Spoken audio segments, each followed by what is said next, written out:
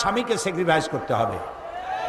Sacrifice যদি না থাকে তাহলে আপনার বাড়িটা হবে জাহান্নাম। এ বাড়িতে শান্তি নাই, জাহান্নাম। সেই জন্য আল্লাহ রাব্বুল আলামিনের হাবিব তিনি বলেছেন, কোন ব্যাপারে যদি স্ত্রীর উপরে কখনো মন খারাপ হয়, আল্লাহ তাআলা বলছেন ওয়ালা তানসাউল ফাদলা বাইনাকুম, তোমাদের মধ্যে পারস্পরিক মনোমালিন্য হলে পরে এই স্ত্রী শুধু একটা ব্যাপারই তোমার কাছে খারাপ লাগে, কিন্তু আরো অনেক ভালো ভালো জিনিস আছে, সেইগুলির দিকে লক্ষ্য করে আজকের অপরাধটা মাফ করে দাও। চূড়ান্ত পর্যায়ে যাইও না, হার্ড লাইনে যাইও না। আল্লাহ তাআলা চান স্বামী স্ত্রীর মধ্যে ভালোবাসা পয়দা হোক। আলহামদুলিল্লাহ বলে। আপনার স্ত্রী হচ্ছেন সেই পাহারাদার, শুনতেছেন? আপনি যেই রাস্তা দিয়ে জাহান্নামে যাবেন সেই সব রাস্তায় আপনার স্ত্রী আপনার পাহারাদার হয়ে দাঁড়ায় আছে।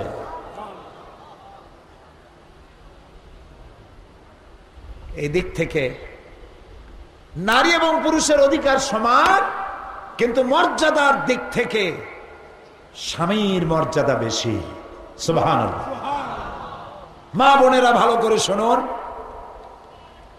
তিরমিজি শরীফের হাদিস। আল্লাহর নবী বলেন, হাদিসে এসেছে নবীজি একদিন দুর্গম পাহাড়িয়া এলাকা দিয়া যেতেছিলেন। এক পাহাড়িয়া উট এসে নবীজির কদম মোবারকে সেজদা দিল, চুমা খাইল। সাহাবীরা বললেন, ইয়া রাসূলুল্লাহ, উটের কি সৌভাগ্য, নবীজির কদম মোবারকে সেজদা দিল, চুমা দিল। আপনি যদি আমাদের অনুমতি দিতেন তাহলে আমরা আপনার কদমের উপরে চুমা দিয়া জীবনটারে ধন্য করতাম। নবীজি বললেন, আমি যদি মানুষকে আল্লাহ ছাড়া কারো সামনে সেজদা দিতে বলতাম তাহলে আমি অবশ্যই সমস্ত মেয়ে লোকদেরকে বলতাম, সমস্ত স্ত্রীদেরকে বলতাম তারা যেন তার স্বামীকে সেজদা দেয়। স্বামীর মর্যাদা এখানে বেশি, আর অধিকার সমান, কিন্তু মর্যাদার দিক থেকে স্বামীর মর্যাদা বেশি। ওই সমস্ত মহিলারা নির্বোধ, যেসব মহিলারা স্বামীকে নিজেকে স্বামীর সমকক্ষ মনে করেন। স্বামীর মর্যাদা দিতে হবে, অধিকারটা সমান। এরপরে স্ত্রী কিছুদিন পর মা হয়ে গেল। সুবহানাল্লাহ। কি হয়ে গেল? মা। মর্যাদা তখন কমলো না আরো বাড়লো? কদ্দুর বাড়লো? বুখারীর হাদিস, সালা রাজুলুন ইয়া রাসূলুল্লাহ মান আহাক্কুন নাস বিহুসনি সাহাবাতি ক্বালা উম্মুক। একজন সাহাবী জিজ্ঞেস করলেন, ইয়া রাসূলুল্লাহ, আমার কাছে উত্তম ব্যবহার কে পেতে পারে? নবীজি বললেন, তোমার মা। তারপরে কে? তোমার মা। তারপরে কে? তোমার মা। তারপরে কে? তোমার পিতা। তাহলে মায়ের মর্যাদা কয় গুণ বাড়লো? বলেন সবাই। 3 গুণ বৃদ্ধি পেল মায়ের মর্যাদা। এই যে কোরআন শরীফ, এটা কি?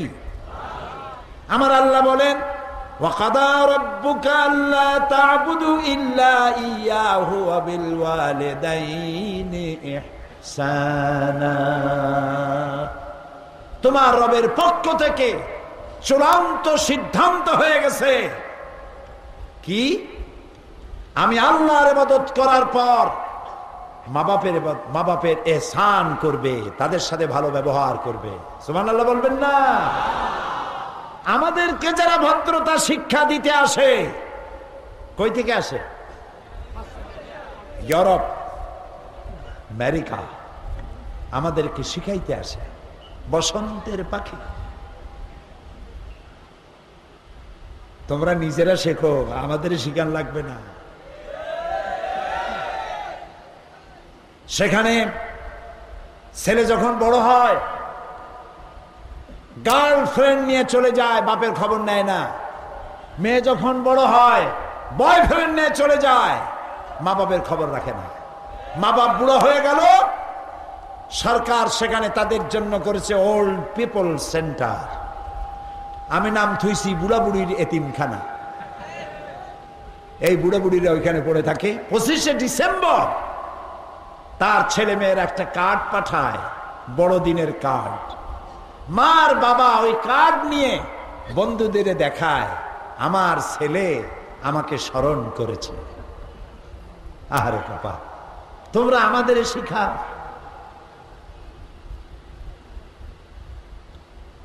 আমাদের দুর্ভাগ্য যে আমরা ইসলামকে চিনি নাই, ইসলামকে বুঝি নাই। ইসলামের রূপ যদি পরিপূর্ণ আমরা গ্রহণ করতে পারতাম, ইউরোপ এবং আমেরিকা মুসলমানদের সামনে মাথা নত করে দিত কিয়ামত পর্যন্ত। আমরা না ইসলামকে বুঝেছি সঠিকভাবে, না আমল করতে পেরেছি সঠিকভাবে। আল্লাহ তাআলা বলছেন, মা বাপ একে সম্মান করো। আল্লাহ তাআলা বলছেন, তোমার মা বাপ যখন বুড়ো হয়ে যাবে, বুড়া হইলে মেজাজ ভালো হয় না খিটখিটে হয়? চট্টগ্রামে হয় না? হয়। বুড়া হইলে মেজাজ যায় খিটখিটে হয়ে, ভালোটাও ভালো হিসেবে নিতে পারে না। আর মানসিক দিক থেকে একটু অসুবিধা হয়, কি রোজগার করতে পারে না, কামাই করতে পারে না আগের মতো, টাকা পয়সা নাই। পুত্রবধূর কাছে, ছেলের কাছে, স্ত্রীর কাছে আগের মতো মর্যাদা থাকে না। তাই স্বাভাবিকভাবেই মেজাজ একটু খিটখিটে হয়। আল্লাহ রাব্বুল আলামিন বলেন, তোমাদের মাতা পিতা দুইজন অথবা একজন, যাকে তুমি তোমার জীবন দশায় পাও, খবরদার এদের সাথে দুর্ব্যবহার করবে না। অকুল্লাহুমা কাওলান কারীমা, সম্মান সূচক কথাবার্তা বলো, অভদ্র আচরণ করো না। যেমন করবা তেমন পাবা। তুমি যদি তোমার মা বাবার সাথে খারাপ ব্যবহার করো, তোমার সন্তানের কাছ থেকে ওই বেয়াদবি তোমার পাওনা হবে। এরপরে আল্লাহ রাব্বুল আলামিন বলেন, তোমার মা বাপের জন্য আমার কাছে দোয়া করো। কে দোয়া শিখাইতেছেন?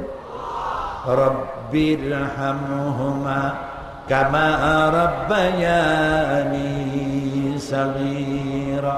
পড়েন সবাই, রব্বিরহামহুমা কামা রাব্বায়ানি সাগীরা। হায় আল্লাহ তাআলা, আমার মা বাপ আমার অসহায়ের সময় আমাকে যেমন দয়া করেছে, লালন পালন করেছে, আমার মা বাপের এই দুঃসময়ে তুমি তাকে রহমতের কোলে লালন পালন করো। মনে থাকবে এই দোয়া? মনে থাকবে? এই চট্টগ্রামের মহানগরী জামাত ইসলামীর প্রাক্তন আমির, এখন জামাত ইসলামীর অ্যাসিস্ট্যান্ট সেক্রেটারি জেনারেল অধ্যক্ষ মাওলানা আবু তাহের, আমি চেয়ারে এসে যখন বসছি, আমার